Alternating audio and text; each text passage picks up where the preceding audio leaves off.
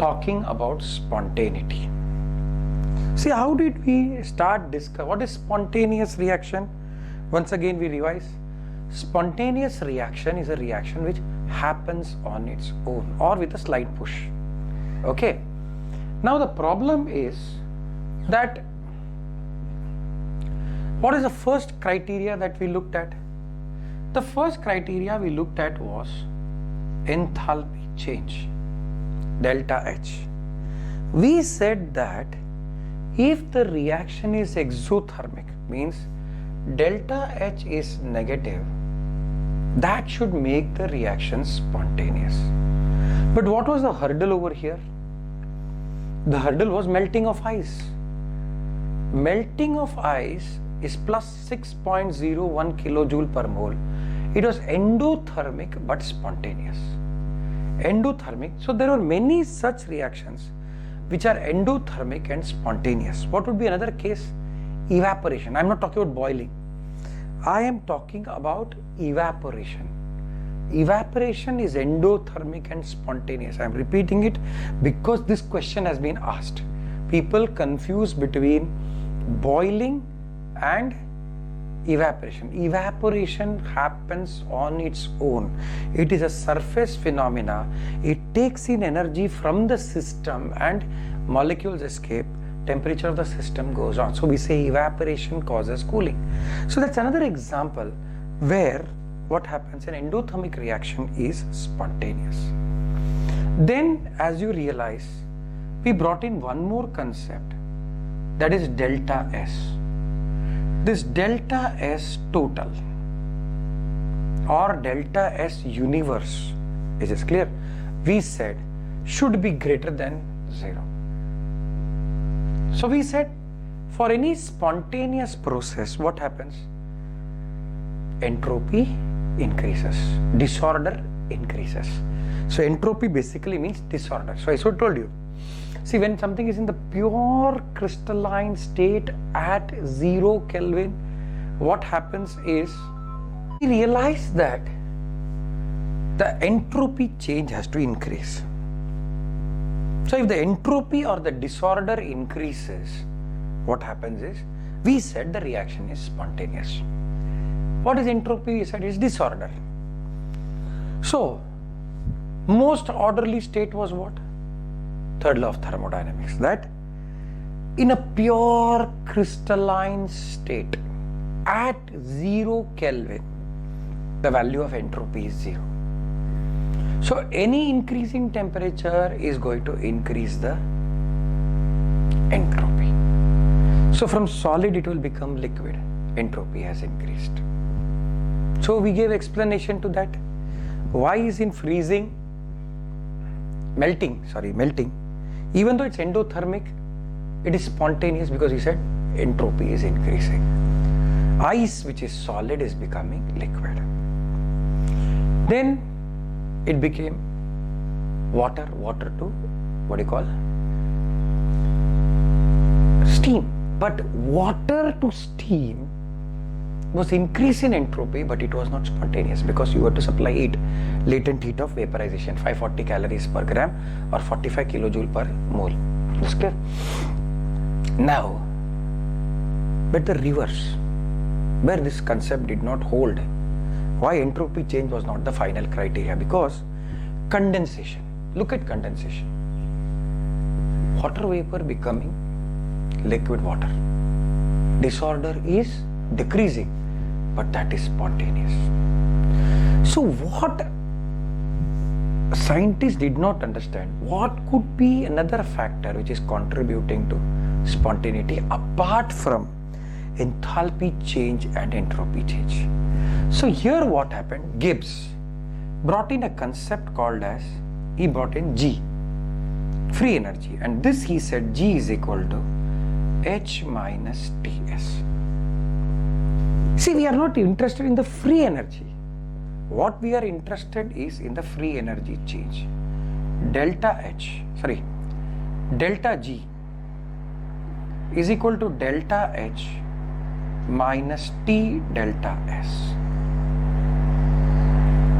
Delta H, because now why didn't I say delta T, delta S, because most of the reactions when it is taking place at constant temperature. So even a spontaneous reaction, anything, physical or chemical change, like for example, ice is melting, it is 0 degrees centigrade. So temperature remains mostly in all chemical reactions which move in the forward direction, which are spontaneous. Temperature remains the same. So that is why we had delta G is equal to delta H minus T delta S. So delta G is the free energy change. Delta G is the free energy change. Delta H is the enthalpy change.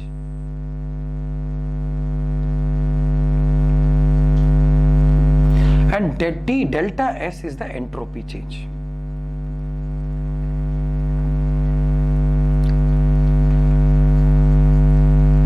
This is called as Gibbs Helmholtz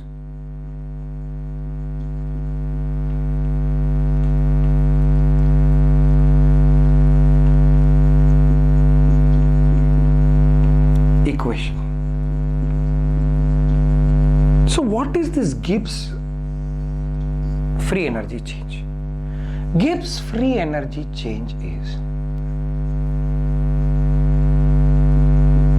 Gibbs free energy change. I am writing the statement and then I'll explain the mathematical definition. Gibbs free energy change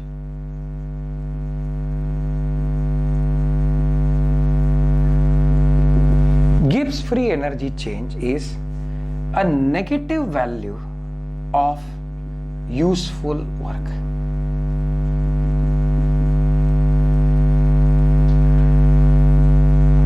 It is negative of useful work. Are you understanding? See, I'll give you an example. The best example is that you have supplied a certain amount of energy. We'll take that kettle example once again. It's a very good example.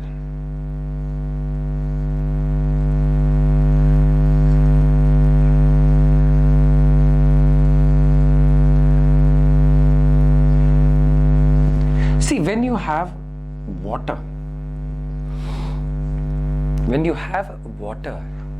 okay, what was happening? When you heated it, I am sorry, my diagrams are a little poor. Okay, my concepts are clear, but diagrams are poor. So what happens? It was already having certain energy, U, internal energy, which is nothing but mc theta. You raise the temperature to 100 degrees centigrade. You raise the temperature to 100 degrees centigrade. So you supplied some energy Q. Now when it is 100, did you stop heating? You went on further heating. But when you went on further heating, what happened? That heat was used to cause change of state. So entropy increased.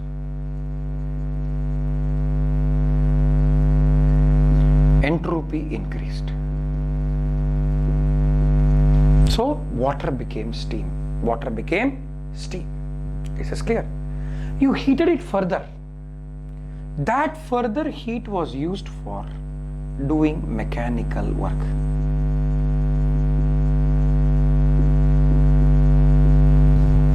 So there are two aspects to it.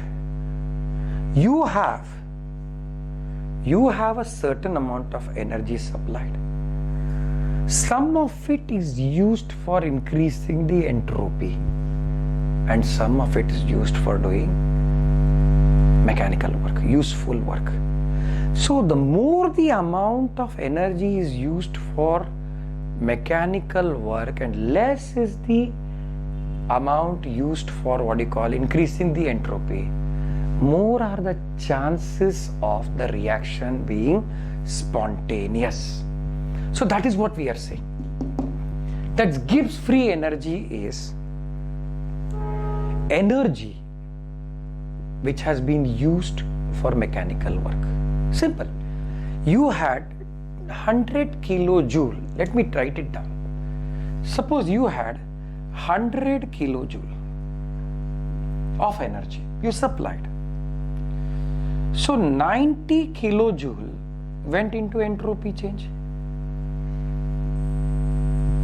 So what happened was the remaining 10 kilo, so you are subtracting, correct?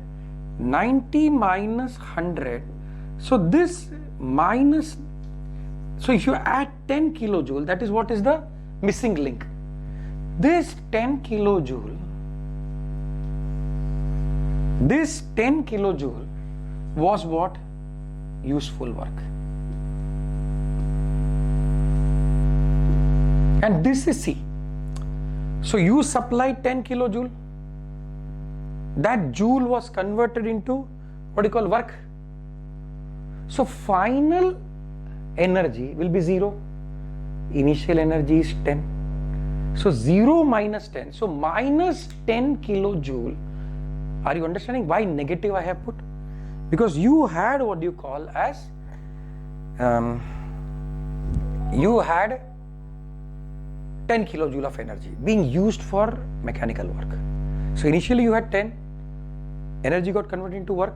What is the energy left? 0. So final minus initial is minus 10. So that is why we say Gibbs free energy change is negative of useful work. So energy which got consumed to do mechanical work. So you'll have a negative sign. Why? Because your final energy value is 0. Initial is some value. Final minus initial will be a negative value. Because that has got converted into mechanical work. So that is Gibbs free energy change. Okay. Now, how do we now work out this in terms of mathematics? See, we had this formula that delta S total or delta S universe is equal to delta S system. Delta S system. So when I'm not writing anything, it means it is system plus delta S surrounding.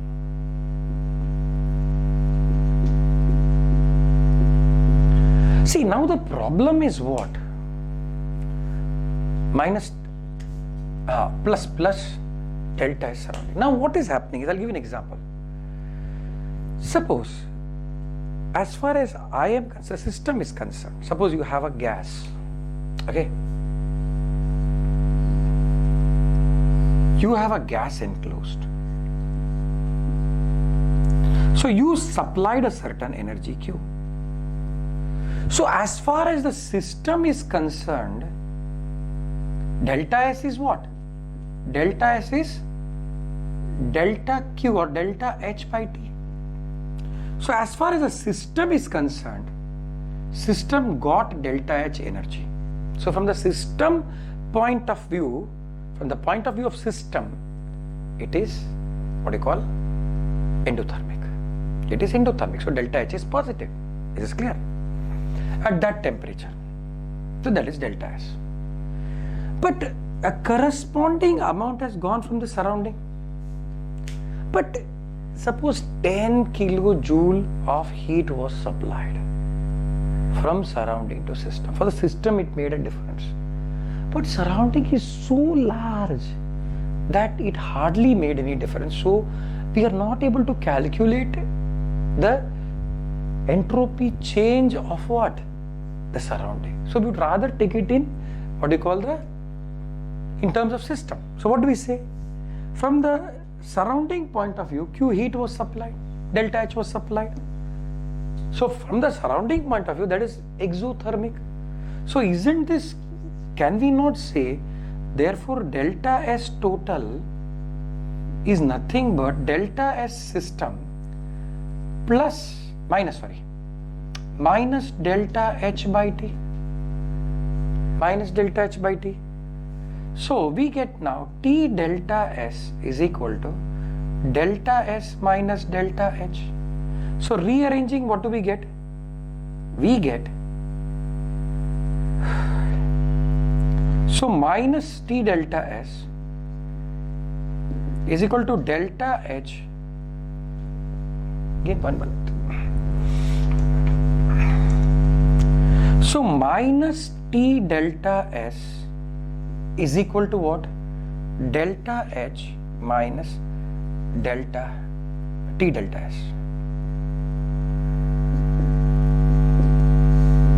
multiply throughout by t delta S, delta H by t cancel. Okay, t delta S, delta H minus t delta S. So this is t delta S total, and this is delta S system. Remember that. We are not writing it. Okay, so this is what is delta G. This is delta G.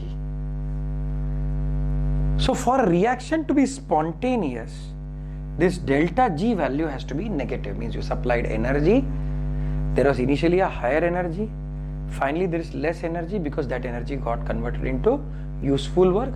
So final minus initial value will be negative. So delta G is equal to delta H minus T delta S. So for a spontaneous reaction,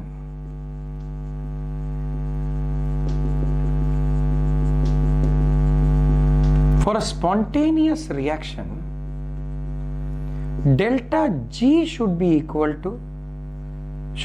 negative, less than 0. Non-spontaneous,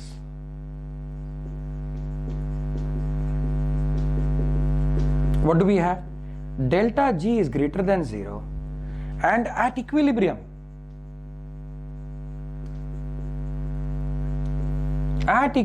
what's going to happen?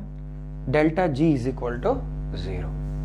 So these are the three conditions. Different values of delta H, and how they affect delta G, and therefore how delta G gets affected. Is the reaction spontaneous or not? So we still go by the same logic. Free energy change is negative, reaction is spontaneous. Free energy change is positive, non-spontaneous. Free energy change is equal to 0, then system is in equilibrium. Okay, so we have the standard formula. Delta G is equal to delta H. I'll write it over here. Delta G is equal to delta H minus T delta S. So let us look at the first situation. Your delta H is negative, delta S is positive. So what happens? Minus into plus is, so this is plus, this is minus into plus. So sum total is minus. It is clear? So first case is what? This is negative and this is minus into plus minus. So sum total will be negative. So here what happens? Spontaneous at all temperatures. This is spontaneous at all temperature. Now let us look at the next case. What is the next case that we have? Delta G. So delta H is negative. This is negative, but this is also negative. So this whole thing becomes positive. Okay. Now when will it be spontaneous? When this positive value is very less as compared to the negative value, so that the sum total becomes negative. And when will this become less positive? When T becomes less. So this will be spontaneous at low temperature. This will be spontaneous at low temperature. Look at this situation, the third one. What can we say about the third one? Delta G is equal to delta H minus T delta S. So this is positive and this is positive. That means minus of plus. So if this value T delta S is a very large value, then it will overwhelm the positive delta H. So what is going to happen? The total will be negative. So this will be, for this to be large, T has to be large. So this is spontaneous at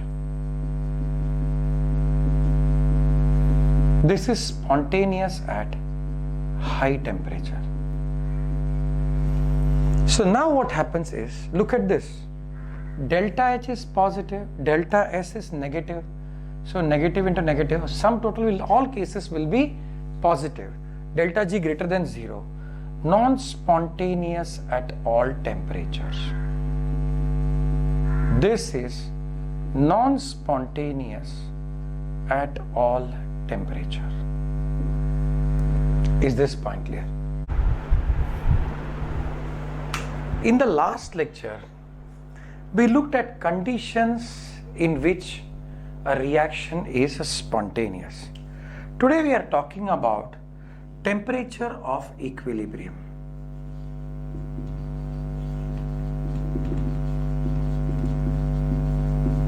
Temperature of equilibrium. So we know that delta G is equal to delta H minus T delta S. This is the Gibbs-Helmholtz equation. Okay. So what happens is that at equilibrium,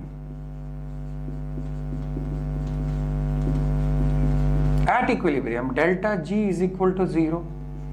So delta H is equal to T delta S. Rearranging we get. So T, the temperature, becomes delta H upon delta S. So lower than this temperature, what happens? The reaction is non-spontaneous. Higher than this temperature, reaction becomes spontaneous.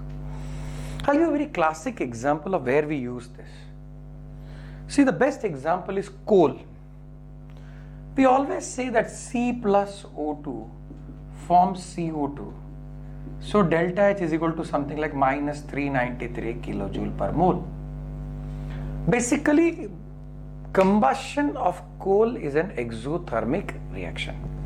Combustion of coal is an exothermic reaction. But remember, if it was it is at room temperature non-spontaneous. Because if it was spontaneous, what would have happened was that all the coal in the coal mines would have got burnt and there will be no coal left. Plus, of course, there will be massive environmental problem and greenhouse effect and all that. If you have seen how they start a tandoor, you must see sometime, because a lot of science is involved in cooking, day-to-day affairs and so on. So what happens is, when they start preparing a tandoor for making tandoor roti, they line up coal and they put a small amount of kerosene and then they burn. So burning of kerosene is what you call spontaneous. It starts burning. The heat evolved is absorbed by the coal and coal reaches a temperature of 750 degrees centigrade. At that temperature, what happens? T. At that temperature, what happens? The reaction becomes spontaneous. C plus O2 forms CO2. It gives out more heat, and when it gives out more heat, what happens? The coal burns faster. That's how you get red hot coal. So up to around 750 degrees centigrade, coal does not burn. Temperature is, the reaction is non-spontaneous. Beyond that, it is spontaneous. So this is where we are using this concept in our day-to-day life. Is this clear? Delta G and equilibrium constant.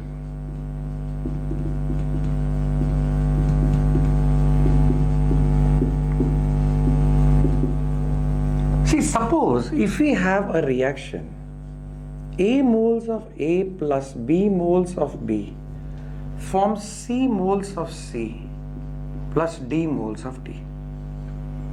So QC, if you remember in your 11th standard in ionic equilibria or chemical equilibrium, we had discussed this. QC is reaction quotient. QC is reaction quotient. So reaction quotient is concentration of C raised to C into D raised to D upon A raised to A into B raised to B. Ratio of concentration of product upon the reactant at any instant. Is this clear? So delta G will be equal to what? In this case, delta G will be equal to delta G0 plus RT log to the base E of QC. RT log to the base. Now what happens is, at equilibrium,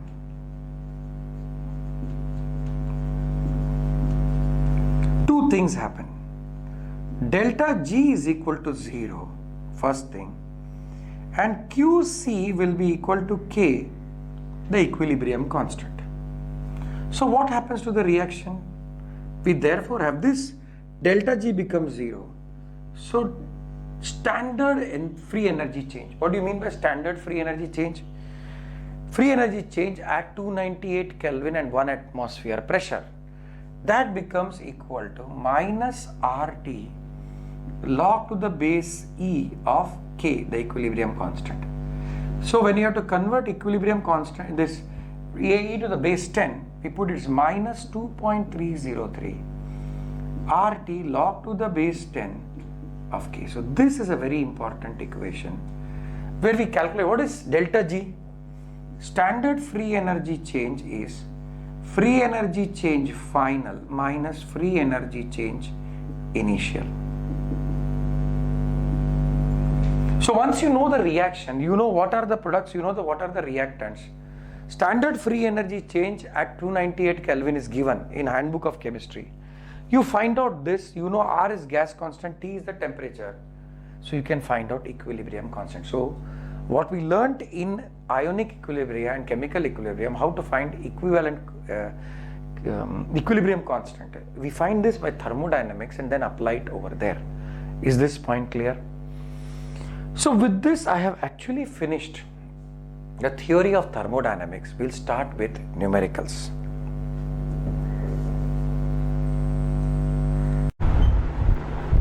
See, this problem is a fundamental problem which actually this problem is a fundamental problem which will decide the conversion factor. I read the sum. A gas expands by 1 liter against a constant pressure of 1 atmosphere. Calculate the work done in calories, joule. Given density of mercury is 13.6 gram per centimeter cube. Gravitational constant G is 981 centimeter per second square. See, we know that work done is minus P delta V. Work done is minus P delta V. So what happens is, when you have minus P delta V, we have minus P is 1 liter, 1 liter is delta V and this is 1 atmosphere. So 1 into 1 is 1. So we have the answer. Work done is 1 liter atmosphere. So how do we convert 1 liter atmosphere into ergs? So that is equal to 1 liter is 1000, let us say, centimeter cube. When I talk of 1 atmosphere pressure, what is the definition of 1 atmosphere pressure? It is that pressure which balances, say, 76 centimeter of mercury column at sea level at 0 degrees centigrade. Right? So what is the pressure due to liquid column? It's given by the formula H rho G. So pressure is equal to, pressure of liquid column is H into rho into G, where H is the height, which is 76 centimeter. Rho is the density of mercury, it is 13.6. Mercury is, this is gram per centimeter cube into 981 centimeter per second square. So what happens is this centimeter cube get cancelled. So this becomes minus 1.014 into 10 raised to 9. It is gram centimeter square per second square. Gram centimeter square second square is nothing but ergs. So this is the second conversion, that 1 liter atmosphere is nothing but 1.014 into 10 raised to 9 ergs. Now let's come down to the next one. We know that 10 raised to 7 ergs is 1 joule. So if I divide by 10 raised to 7, works becomes minus 1.014 into 10 raised to 2 joule. Divide this by 4.18. We get in calories, that is equal to, so work done becomes equal to minus 24.22 calories. Is this clear? So this is one more conversion factor. So we get totally 1 liter atmosphere is 1.014 into 10 raised to 9 ergs, 1.014 into 10 raised to 2 ergs, 2 joules, or minus 24.22 calories. I expect you to remember these conversion factors for the sake of entrance examination. This sum is basically of 2 parts. Okay. The part 1 is calculate the work done when an ideal gas expands from 10 liter to 15 liter against a constant pressure of 121.59 kilopascal. That's the first part of the story. So the first part is, what do we have? Data given is V2 is equal to 15 liter, V1 is equal to 10 liter, and the pressure P external is equal to 121.59 kilopascal. 121.59 kilopascal. So work done in this case is minus P delta V. So that will be equal to what? It's minus 121.59 into 10, 15 minus 10 is 5, and this unit will be kilopascal into dm cube. See, kilopascal into dm cube is nothing but joule. So this work done W becomes equal to, this becomes equal to nearly 607.9 minus 607.9 joule. Within the first part, I am now explaining how kilopascal into dm cube, is joule. See, kilo is a multiple 10 raised to 3. Pascal is Newton per meter square. Decimeter is 10 raised to minus 3. Okay. Decimeter cube. So what happens? Meter square goes over here. So you have Newton meter, which is joule. Now we come to the B part of the sum. What will be the work done if the gas expands in vacuum? See, it's very simple. Work done is minus P external delta V. So P external in vacuum is equal to 0. So work done will be equal to 0. Remember, from the entrance exam point of view, such work done in vacuum is also called as free expansion. It's called as free expansion.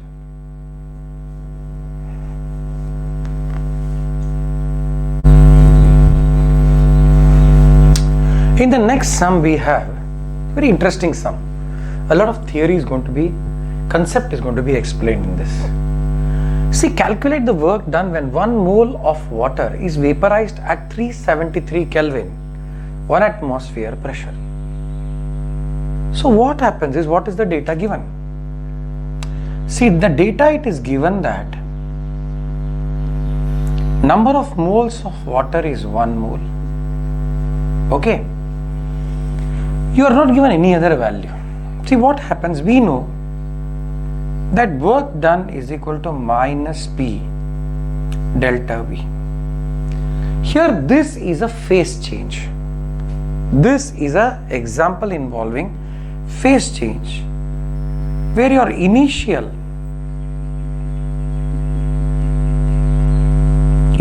is liquid and your final is gas.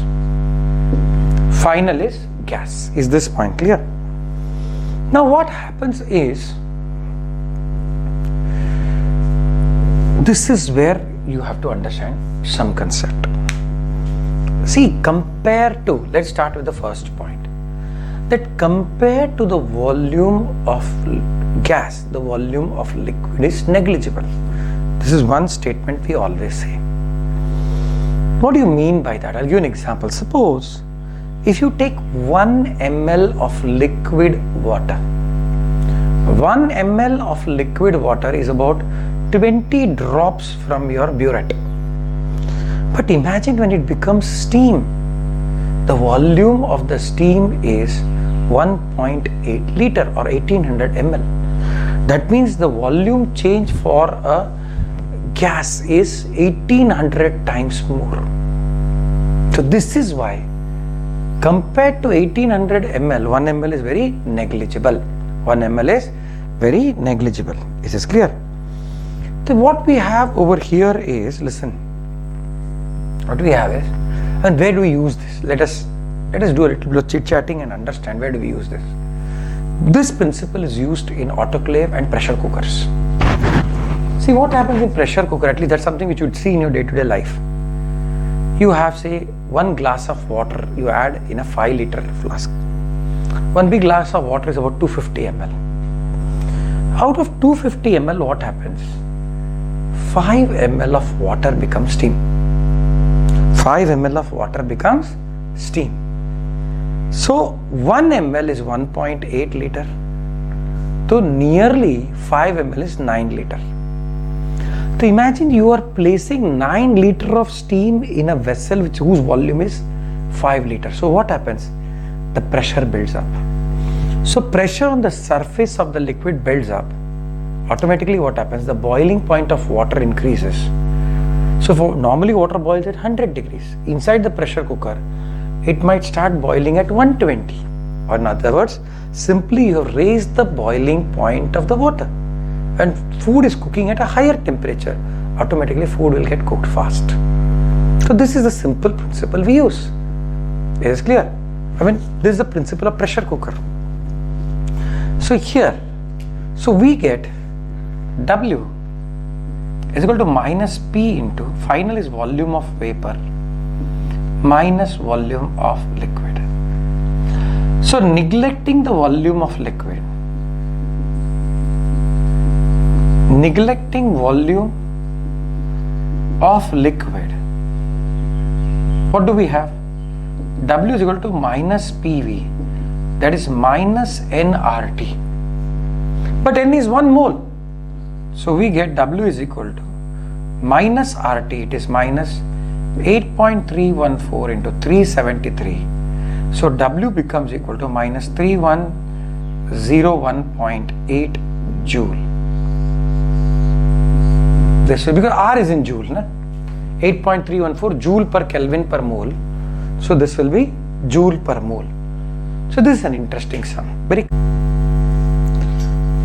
Now this is one more sum which is very fundamental based on the derivation that we did.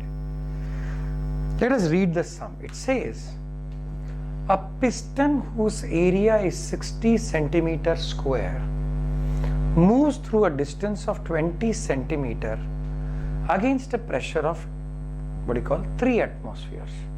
Calculate the work done. So I'll diagrammatically first explain.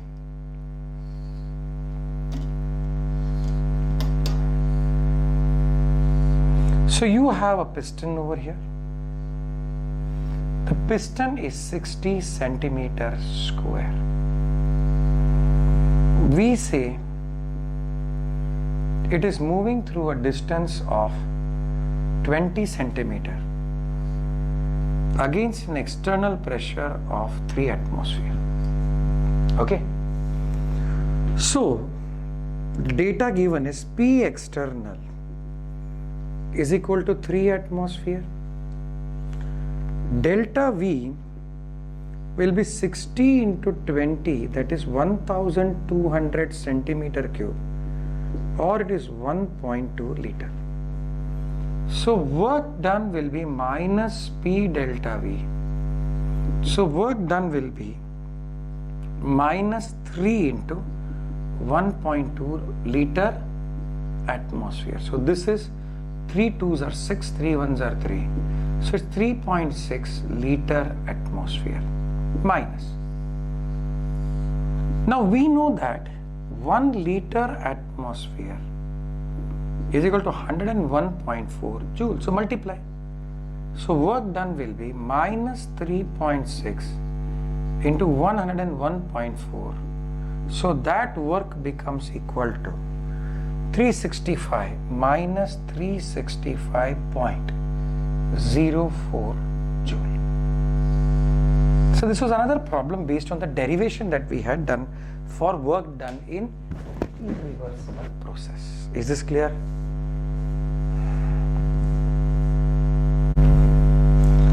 So this is an example of compression. What is the constant external pressure needed to compress an ideal gas from 20 dm cube to 10 dm cube while doing a work of it? So what do we have? It's a very simple sum. Work done is minus P delta V. So work done we know is how much? It is 3546.78 is minus P external into this was 10, final 10 minus 20.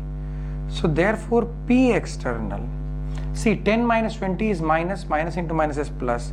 So P external therefore becomes 354.6.78 divided by 10. So your P external becomes equal to 354.67 kilopascal. Why it is kilopascal?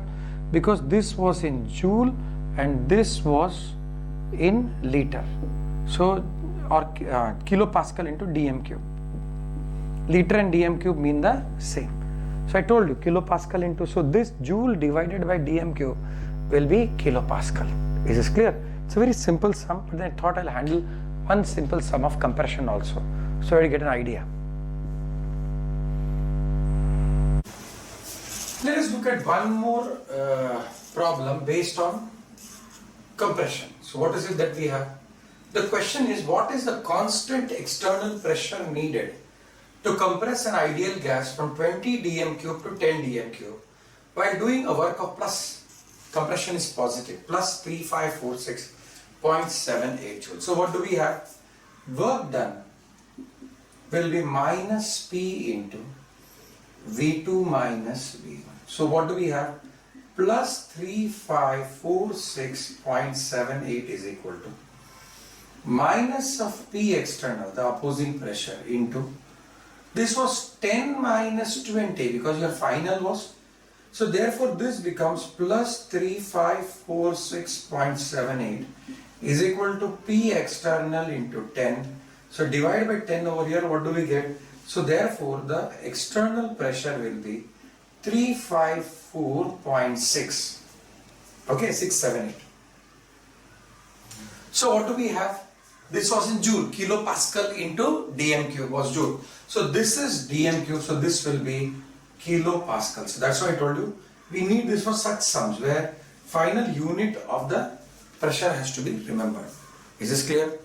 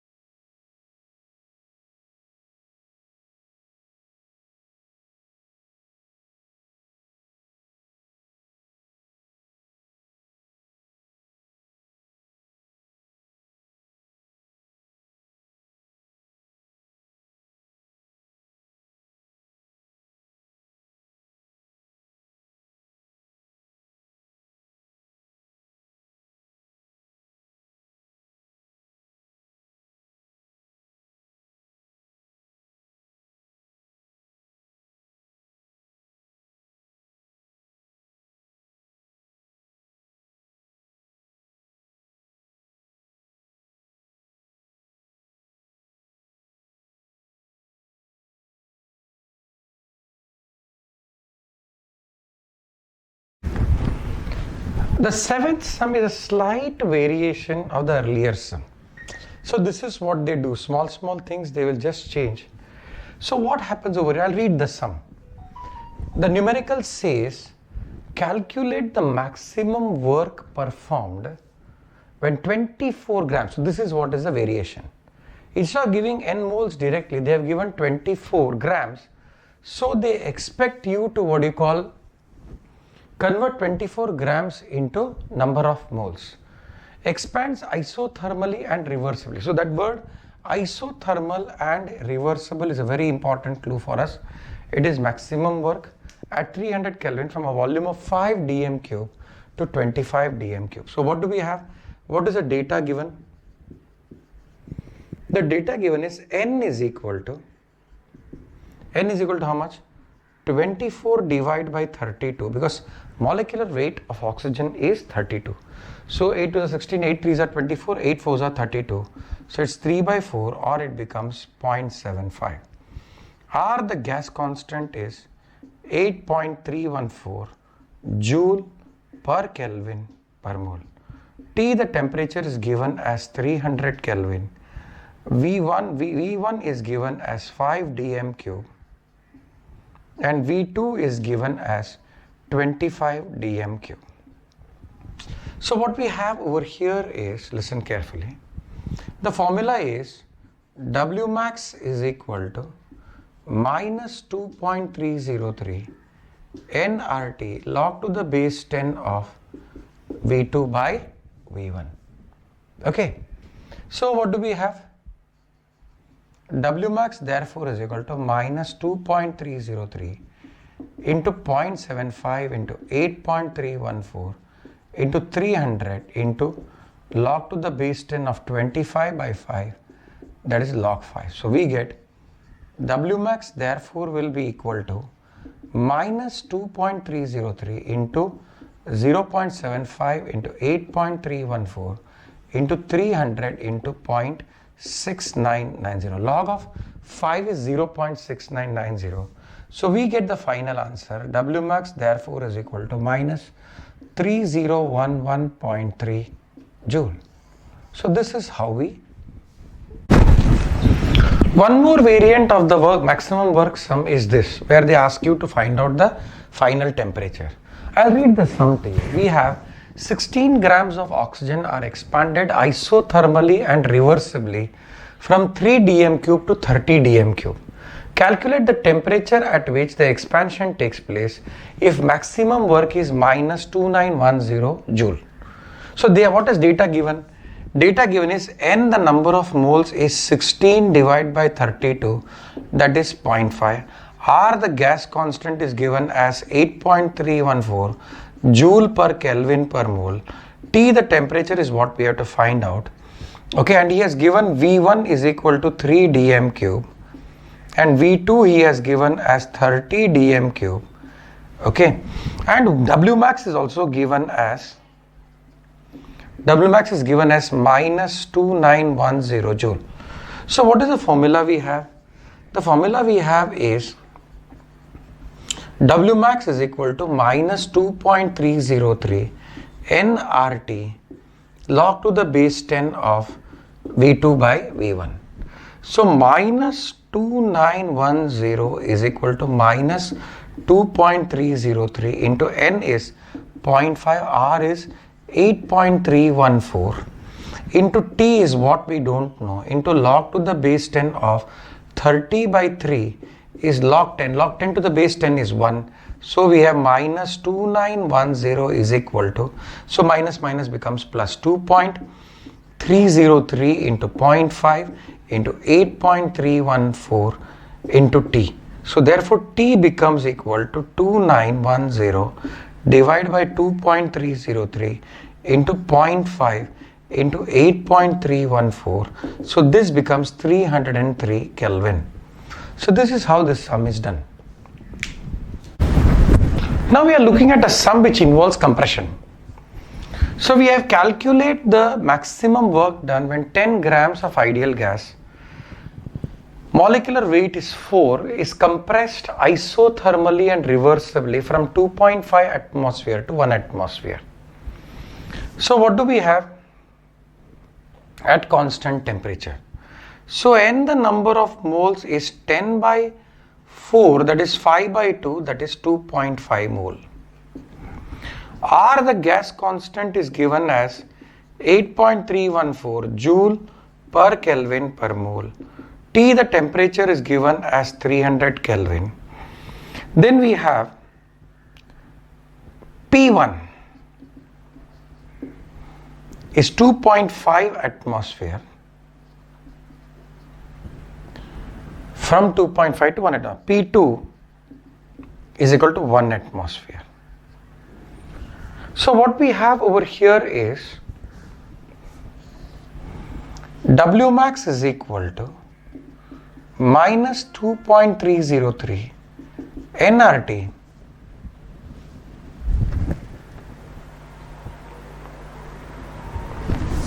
nRT log to the base 10 of P1 by P2. P1 by P2. I think there is some problem over here. It should be, pressure of the gas should increase. It should be from, if you are compressing, it should be from 1 atmosphere to 2.5 because it's compressed. So 1 atmosphere to 2.5, increasing the pressure, you are compressing. So now what happens is, I think this was a mistake in the data. So 1 atmosphere to 2.5. So P1 will be 1 atmosphere and P2 will be 2.5 atmosphere. So we have W max therefore is equal to minus 2.303, N is 2.5, R is 8.314, T is 300, log to the base 10 of 1 upon 2.5. See, log of 1 by A is minus log A. So we have this formula, log of 1 by A is equal to minus log A. So that minus 2.5 into this will be positive. That's how your work of compression will be positive. So that is 2.303 into 2.5 into 8.314 into 300 into log of 2.5. Okay, so that minus 2.9 to minus, that becomes plus, and work of compression is positive. So therefore we get W max will be equal to 2.303 into 2.5 into 8.314 into 300 into log of 2.5 is 0.3979. So we'll calculate this and find the answer. So we have 2.303 into 2.5 into 8.314 into 300 into 0.3979. So this becomes 5714 kilojoule. Sorry, joule, I'm sorry. So W max becomes equal to plus, since it's compression, 5714 joule. So this is how we handle. So remember this trick, log of 1 by A is minus log A. So what happens? That negative sign and this negative sign becomes positive. So end result is your work of compression is positive. We will now be solving problems based on first law of thermodynamics.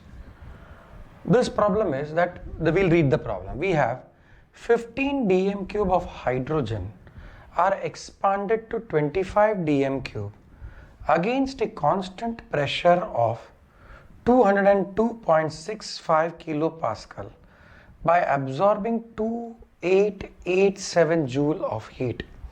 Calculate the internal energy change. So we have, first law is delta U is equal to Q plus W. That is, delta U is equal to Q. Now let's calculate W. So what happens is, this is the correct way. Delta U is equal to Q plus W. Now Q and W are not state functions. They are dependent on what? They are dependent on the path. So work of expansion is negative.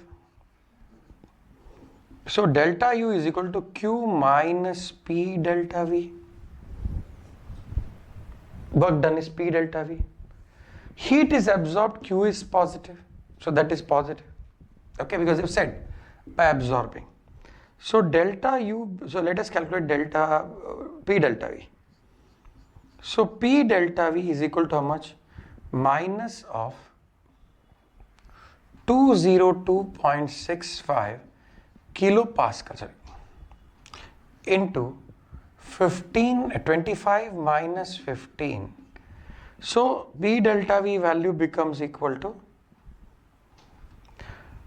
2026.5 joule. So delta U is equal to Q heat absorbed was how much? 2887 minus 2026.5. So this delta U value will become how much? We have 2887 minus 2026.5. So this will be equal to 860.5 joule. So this will be plus 860.5 joule. Is this clear? The next problem based on first law of thermodynamics. 1 mole of water is vaporized. So 18 grams. I'm purposely saying 1 mole is 18 grams. Is vaporized reversibly at its boiling point of 373 Kelvin at 101.325 kilopascal pressure, that is basically 1 atmosphere. The heat of vaporization is latent heat of vaporization is 2259.5 joule per gram. Joule per gram. So what do we have? Q, therefore remember Q in this case is 2259.5 into 18 joule per mole. Why I have taken 18? Because this value was given only for what? 1 gram. So what do we have now? We have 2259.5 into 18. So that will be equal to 40671. That will be equal to 406. So heat is absorbed because it's vaporized. So that becomes equal to plus 40671. Okay, 40671 joule. Now work done is equal to minus P delta V. That is minus P into volume of liquid minus volume of vapor. Because, sorry, volume of vapor, final thing is vaporized, na? Volume of vapor minus volume of liquid. Volume of vapor minus volume of liquid. Remember I told you 1 ml of water is 1.8 liter of what you call steam. So what do we have? W is equal to what? So if I I'll write down, neglecting the volume of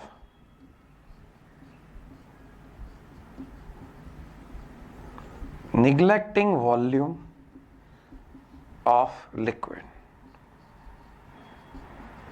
So what do we have? W is equal to minus P into volume of vapor. But then what happens?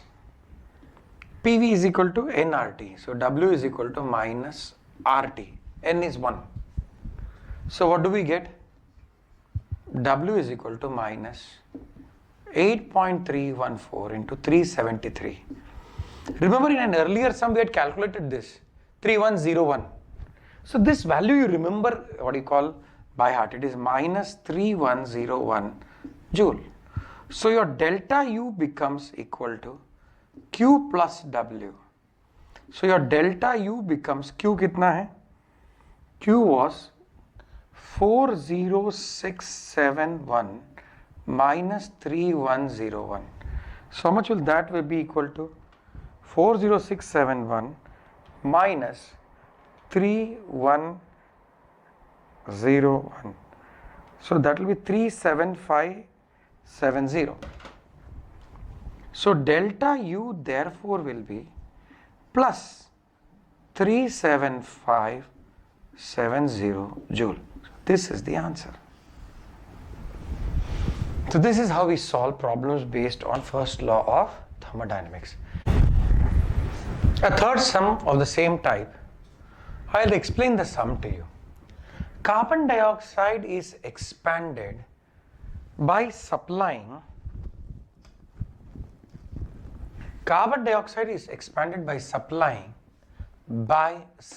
So system is absorbing 2427 joule.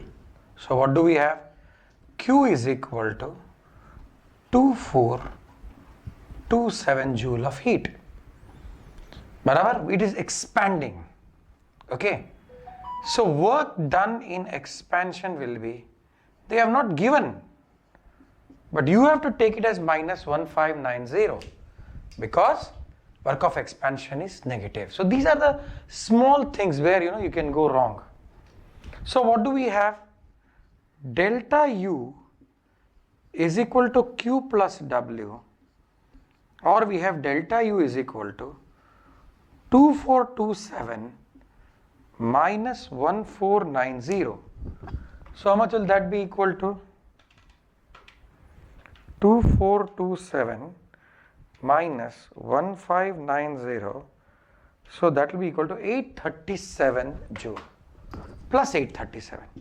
So your delta U is equal to plus 837 joule. I hope you understand how these sums have to be done. We'll come to one more similar problem on first law of thermodynamics. I'll read the problem. 1 mole of steam is condensed. See, now it's condensed from vapor to liquid, reversibly to water at the boiling point of 373 Kelvin at 101.325 kilopascal. The heat of vaporization is 40668 joule per mole. Find Q. So what happens over here is, your initial is vapor,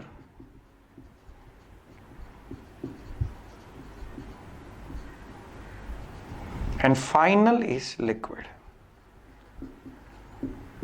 Initial is vapor and final is liquid. So work done in this case, let us put this. When water becomes steam, heat is absorbed. So when steam becomes water, what happens? When steam becomes water, it is evolving heat. So here your Q will become equal to how much?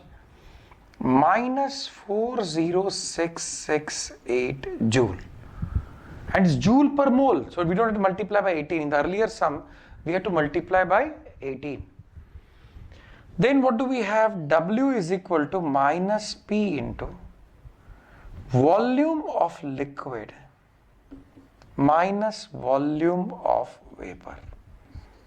So W is equal to minus P into minus volume of vapor. So that becomes plus PV. That is equal to RT. So that is 8.314 into 373. That is plus 3101 joule. So now what do we have? We have delta U is equal to Q plus W. So in this case, delta U is equal to minus 40668 plus 3101. So how much does it come to? So we have 40668 minus 3101. So that will be equal to 37567. So delta U will be plus 37567 joule. So this is how we have a Opposite sum, different kind of sum. 1 mole of benzene is vaporized at its boiling point, is vaporized. So benzene liquid is becoming benzene vapor. So we have initial liquid and final vapor. We have initial liquid, final vapor. Is this clear? So what is given is Q. Q is what? Q is 394.26. It is joule per gram. And molecular weight of benzene is 78. No, sorry, 12 6s is 72 plus 6 is 78. So what happens? Q therefore becomes equal to 394.26 into 78. So that will be equal to what? 394.26 into 78. So that is 307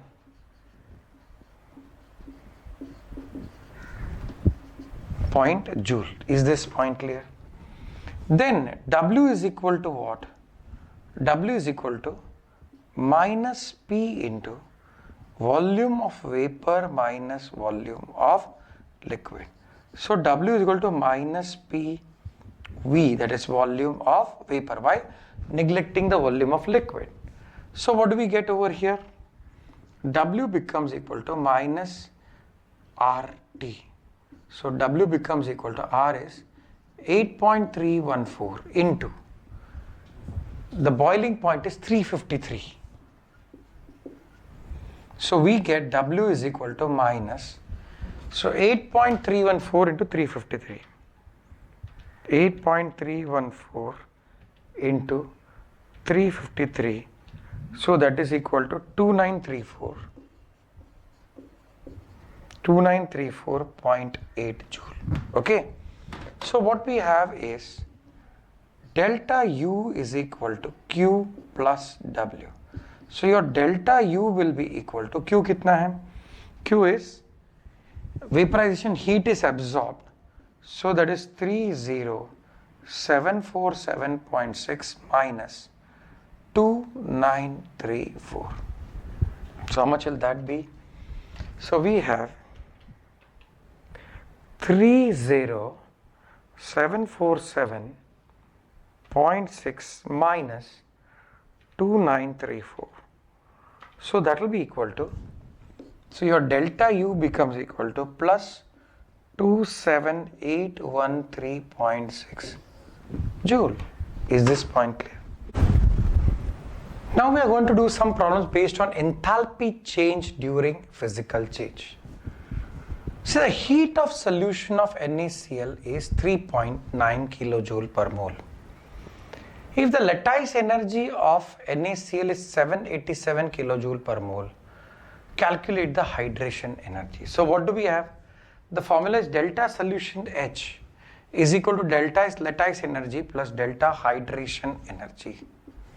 So therefore delta solution is 3.9 is equal to lattice energy is 787 plus delta hydration energy. So your delta hydration energy becomes equal to minus 787 plus 3.9. So we get therefore 787 minus 3.9. So that will be 783.1.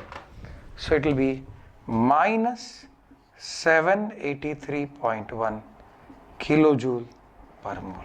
So that is hydration enthalpy. It's a very simple sum, and you can expect such things even in the entrance exam, because you have to know the correct formula in this case.